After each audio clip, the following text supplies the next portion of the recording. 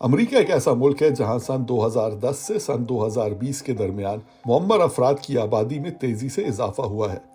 65 سال سے زیادہ عمر کی آبادی میں ایسا تیز رفتار اضافہ 1880 سے 1890 کے بعد کسی بھی دہائی میں نہیں دیکھا گیا تھا۔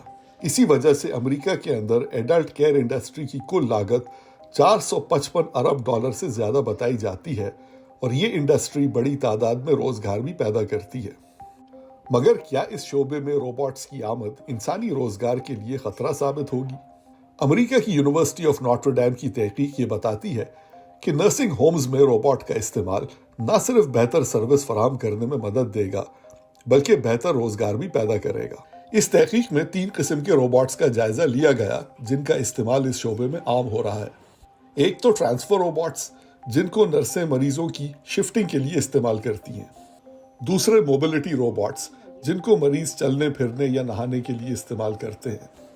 تیسرے مانیٹرنگ اور کمیونیکیشن کے روبوٹس، جس میں بیڈ سینسرز اور میڈیکل ڈیٹا کو مانیٹرنگ کرنے کی روبوٹک ٹیکنالوجی آ جاتی ہے۔ اس شعبے میں کام کرنے والے نرسنگ کے ملازمین کے اوپر بہت جسمانی لوڈ پڑتا ہے، اور یہاں ملازمین اس نوکری پر زیادہ دن ٹک نہیں پاتے۔ نرسنگ ہومز کی جابز میں امپلائی ریٹینشن ریٹ بہت کم رہا ہے۔